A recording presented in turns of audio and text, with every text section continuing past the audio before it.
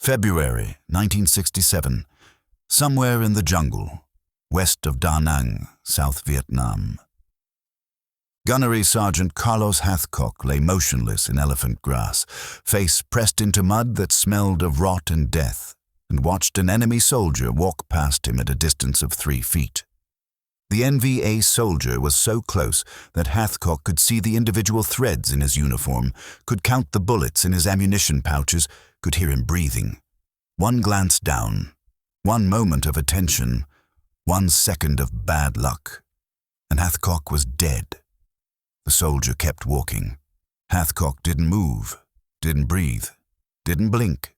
He'd been moving at approximately 1 foot per hour for the past 72 hours, crawling through enemy-controlled territory, through an NVA base camp that housed over 1,000 soldiers, moving so slowly that grass didn't bend, that insects landed on his face and crawled across his eyes, that he'd covered less than 2,000 meters in 3 days.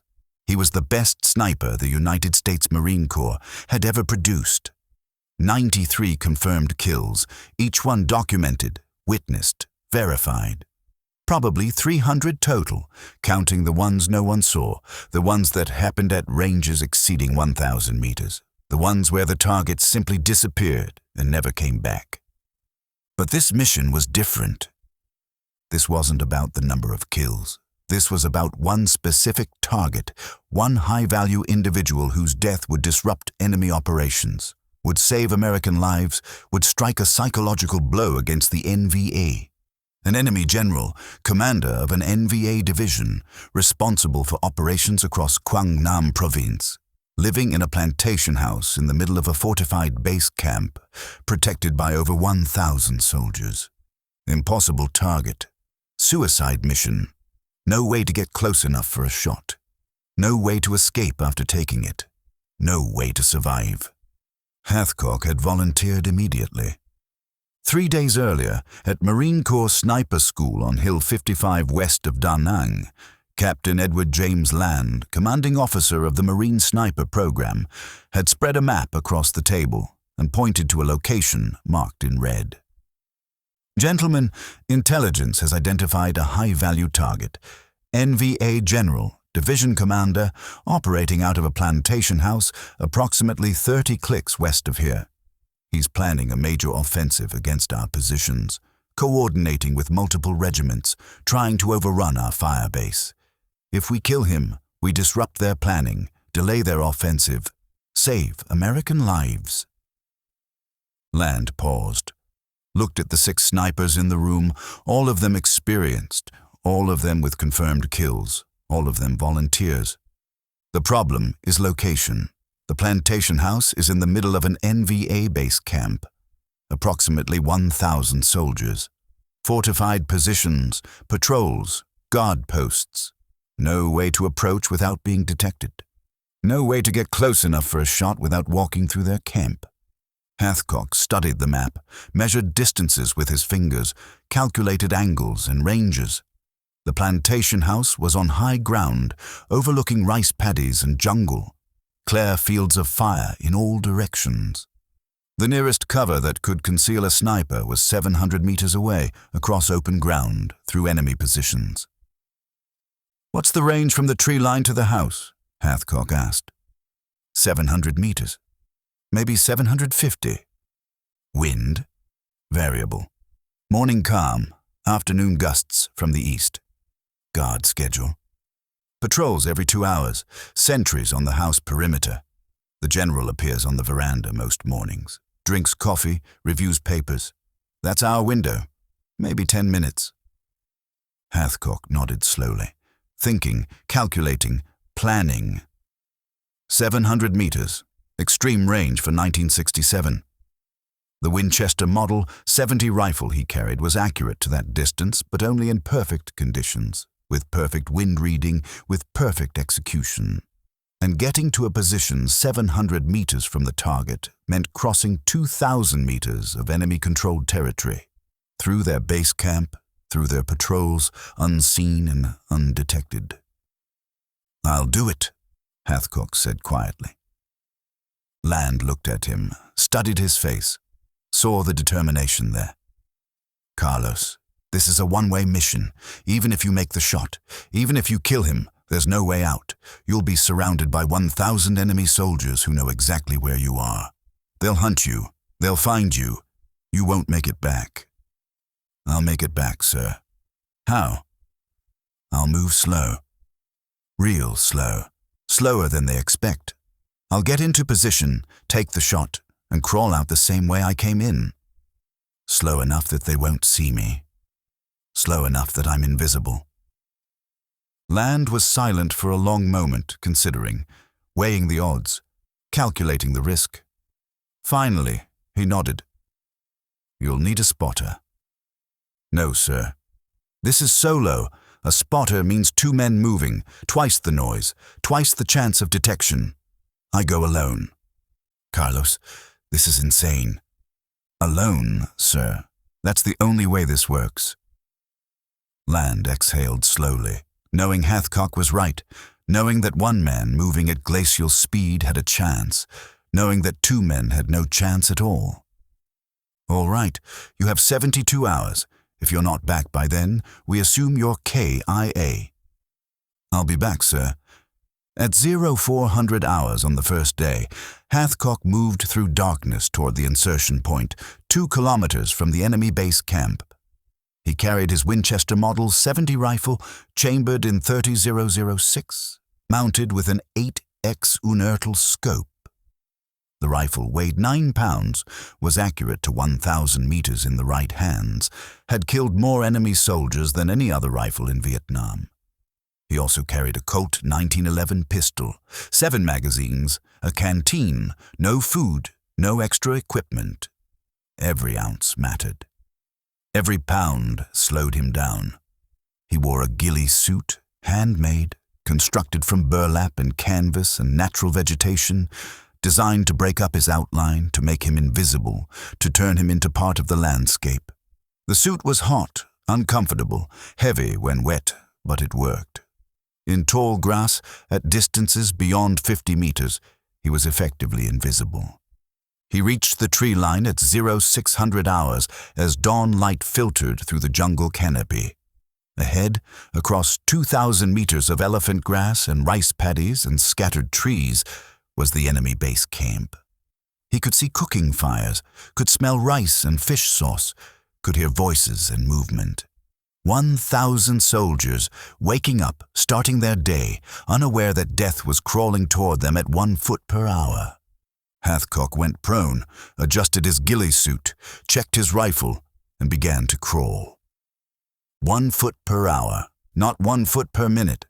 1 foot per hour, 12 inches every 60 minutes.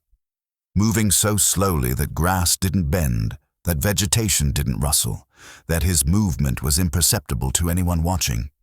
He'd move his right hand forward 6 inches, wait 20 minutes, move his left hand forward 6 inches, wait 20 minutes, pull his body forward 6 inches, wait 20 minutes. Repeat. Hour after hour, day after day. The first hour, he covered 1 foot. The second hour, he covered another foot. By noon, he'd covered 6 feet. He was still visible from the tree line, still within sight of his insertion point, still hadn't entered the danger zone. He kept crawling. The sun was brutal. The ghillie suit trapped heat, turned his body into an oven, made every breath feel like inhaling fire. Sweat poured down his face, soaked his uniform, attracted insects. Flies landed on his face, crawled across his eyes, into his nose, into his mouth. He didn't move, didn't swat them away, didn't react. Movement meant detection. Detection meant death. By evening, he'd covered 12 feet. He was now in the open, in elephant grass that reached 6 feet high, surrounded by vegetation that concealed him but also limited his visibility. He couldn't see enemy positions, couldn't see patrols, couldn't see threats. He could only hear them, voices in the distance, movement through grass, the sound of soldiers walking, talking, living. Night fell. He kept crawling.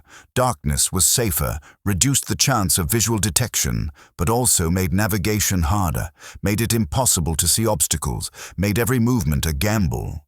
He navigated by compass, by dead reckoning, by instinct developed over months in the jungle.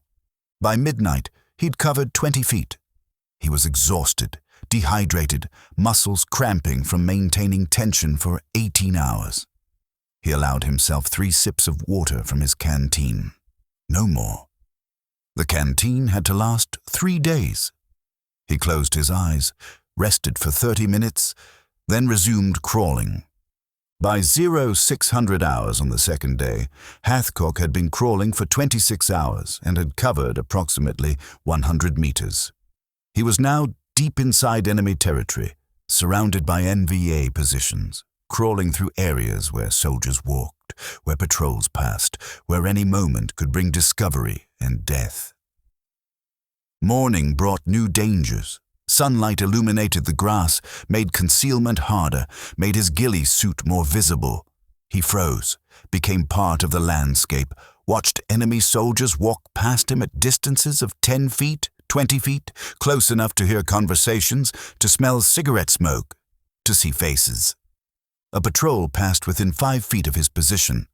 4 soldiers, walking in single file, carrying AK-47 rifles, scanning the tree line, looking for threats. They walked past him, boots crushing grass inches from his head, and never saw him. The ghillie suit worked. The slow movement worked. He was invisible. By noon, he'd covered 150 meters. Halfway to the base camp perimeter, he could see guard posts now, could see fortified positions, could see soldiers moving between buildings.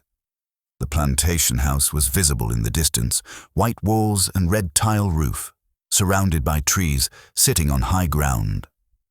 700 meters away, still impossibly far. The heat was worse on day 2.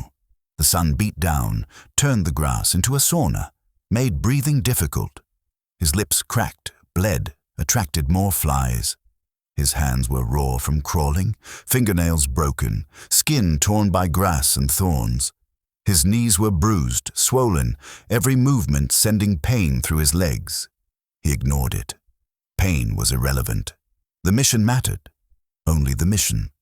By evening, he'd covered 200 meters.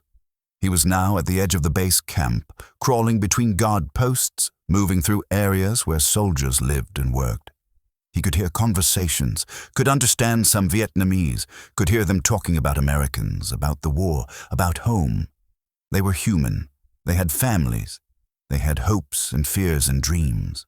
And he was going to kill their general. He pushed the thought away. Sympathy was a luxury snipers couldn't afford. The enemy general was responsible for attacks that killed Americans, for operations that cost lives, for orders that sent young men to die. Killing him would save lives. American lives. That was the mission.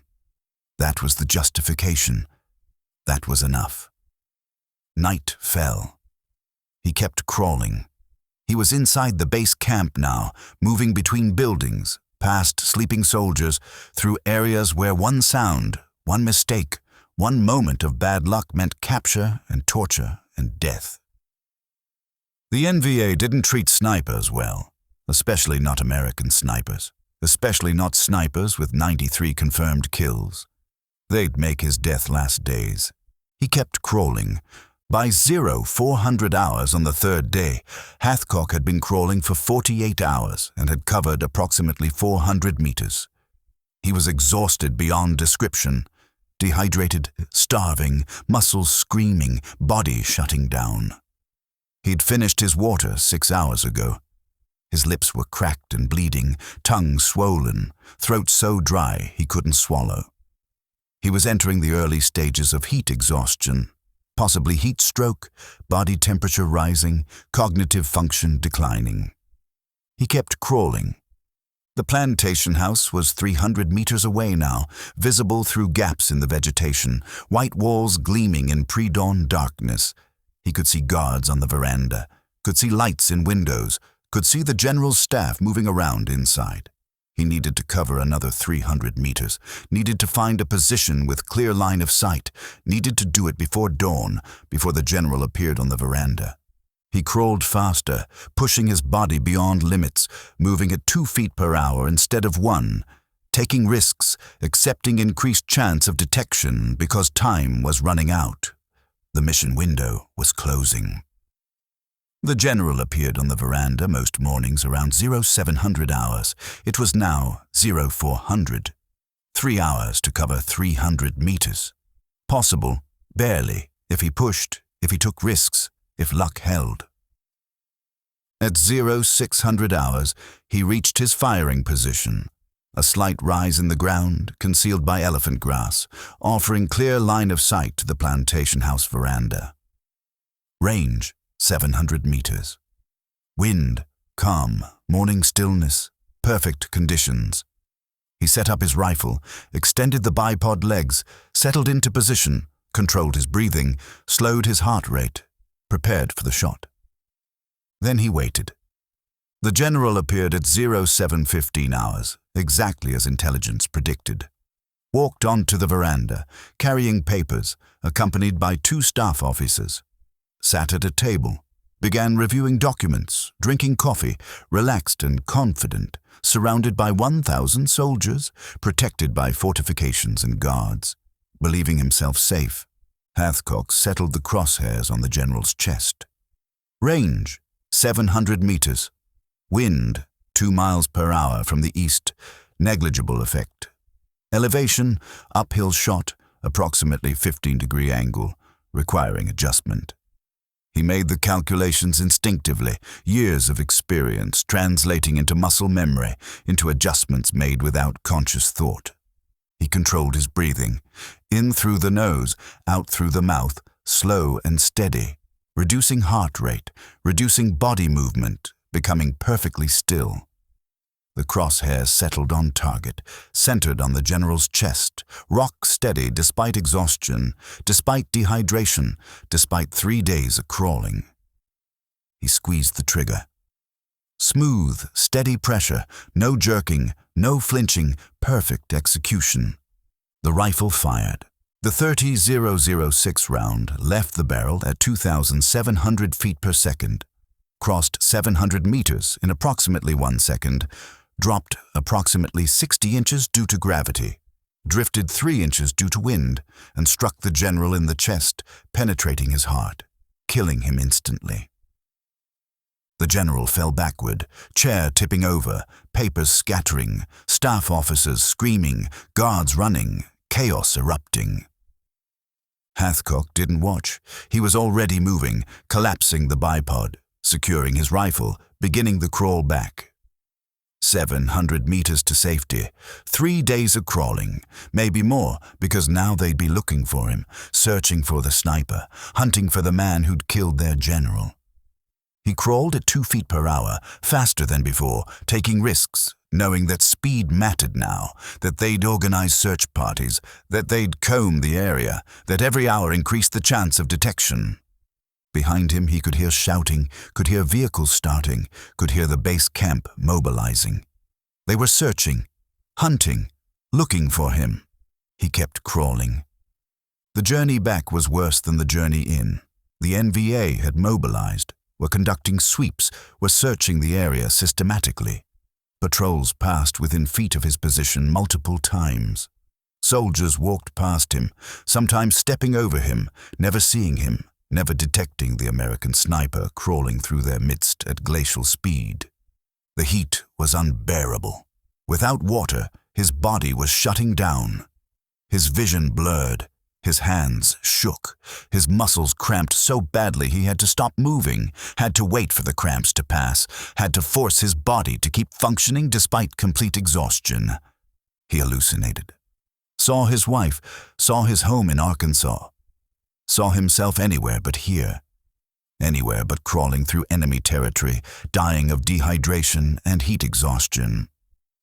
He pushed through the hallucinations, focused on the mission, focused on survival, focused on getting home. By the 4th day, 72 hours after taking the shot, he'd covered 600 meters. Still 100 meters from safety. Still inside enemy territory. Still surrounded by soldiers hunting for him. He crawled through the final 100 meters in 12 hours, moving faster now, taking more risks, knowing that his body was failing, that he had hours left at most, that if he didn't reach friendly lines soon, he'd die out here. At 1800 hours on the fourth day, 96 hours after beginning the mission, Carlos Hathcock emerged from the elephant grass, crawled across the tree line, collapsed in friendly territory. A Marine patrol found him 20 minutes later, dehydrated, exhausted, barely conscious, hands and knees raw and bleeding, but alive. They carried him to a medevac helicopter, flew him to a field hospital, started IV fluids, treated him for severe dehydration and heat exhaustion. The doctors said he'd lost 15 pounds in 6 days, said his core temperature was 104 degrees, said his kidneys were failing, said he was lucky to be alive. Captain Land visited him in the hospital the next day, brought confirmation from intelligence. The general was dead. The NVA offensive had been delayed. American lives had been saved. The mission was a success. How'd you do it, Carlos? How'd you survive 6 days in enemy territory? Hathcock smiled weakly, voice barely a whisper. Slow and steady, sir. Slow and steady. The shot became legendary. 700 meters through enemy territory. After 3 days of crawling, 1 shot, 1 kill, 3 more days crawling back. Other snipers talked about it in whispers, tried to replicate it, failed. It became the standard, the benchmark, the shot that defined what was possible. But the legend of Carlos Hathcock extended far beyond that single mission. His 93 confirmed kills made him the most successful sniper of the Vietnam War. His tactics, his patience, his ability to remain motionless for hours or days became the foundation of modern Marine Corps sniper training. He was known as White Feather because he wore a white feather in his bush hat, a calling card that said, "I'm here, come find me." The NVA put a bounty on his head, $30,000 for the sniper with the white feather, the highest bounty placed on any American in Vietnam. Dozens of enemy snipers tried to collect it, but none succeeded. One of his most famous kills was against an enemy sniper, a Vietnamese marksman known as the Cobra, who'd killed several Marines. Hathcock tracked him for days, finally found him, engaged in a duel that lasted hours. The enemy sniper was good, professional, patient. But Hathcock was better. He saw a glint of light, a reflection off the enemy's scope. He fired. The bullet traveled through the enemy's scope, through the optical tube, struck the enemy sniper in the eye, killed him instantly. The only way that shot was possible was if the enemy sniper had been aiming directly at Hathcock at the moment he fired. A fraction of a second slower, and Hathcock would have been the one killed. Another famous mission involved a target known as Apache, a female Viet Cong officer notorious for torturing captured Americans. She'd skin prisoners alive, would cut off body parts while they were still conscious, would make their deaths last for days. The Marines wanted her dead. Hathcock volunteered. He tracked her for weeks, finally found her, set up an ambush. She walked into his kill zone. He fired. 1 shot, 1 kill. The torture stopped. His longest confirmed kill was at 2,500 yards, over a mile, using a Browning M2.50 caliber machine gun with a scope mounted on it. The shot was impossible by the standards of 1967. The bullet took over 3 seconds to reach the target, dropped over 300 feet due to gravity, was affected by wind, by humidity, by temperature. Hathcock made the calculations in his head, adjusted for all variables, fired. The target dropped. Confirmed kill at 2,500 yards, a record that stood for over 30 years. In 1969, Hathcock's career as a sniper ended when his vehicle hit a landmine. The vehicle exploded, burst into flames, trapped 7 Marines inside. Hathcock, already outside the vehicle, ran back into the flames, pulled out 7 Marines one by one, saved their lives. He suffered third-degree burns over 40% of his body, spent months in hospitals, underwent multiple surgeries, was medically retired from the Marine Corps. He received the Silver Star for that action. Not for his 93 confirmed kills, not for his legendary missions, but for running into a burning vehicle to save his fellow Marines. He spent his remaining years teaching at the Marine Corps Sniper School at Quantico, training the next generation of snipers, passing on his knowledge, his tactics, his philosophy. He taught patience, he taught discipline, he taught that sniping wasn't about killing, was about saving lives, about protecting your brothers, about completing the mission no matter the cost. He died in 1999, age 56, from complications related to multiple sclerosis. The Marine Corps Sniper School at Quantico was renamed the Carlos Hathcock Range in his honor. Every Marine sniper who graduates receives instruction about Hathcock, about his tactics, about his legendary shots, about the man who defined what it meant to be a Marine sniper. His legacy lives on in every Marine sniper who graduates from that school, in every long-range shot taken in combat, in every mission that requires patience and discipline and the willingness to crawl through hell for 3 days to take one perfect shot. 93 confirmed kills. Probably 300 total. One impossible shot after 3 days of crawling through enemy territory. One legend who proved that patience, skill, and determination could overcome impossible odds. White Feather, the best sniper the Marine Corps ever produced, the man who crawled for 3 days through an enemy base camp, took a 700-meter shot that killed an enemy general, then crawled for 3 more days back to friendly lines. A Marine, a sniper, a legend who showed that one man, with one rifle, with enough patience and skill and courage, could change the course of a battle, could save American lives, could accomplish the impossible. That was Carlos Hathcock. That was the man. That was the legend. And that legend will never die.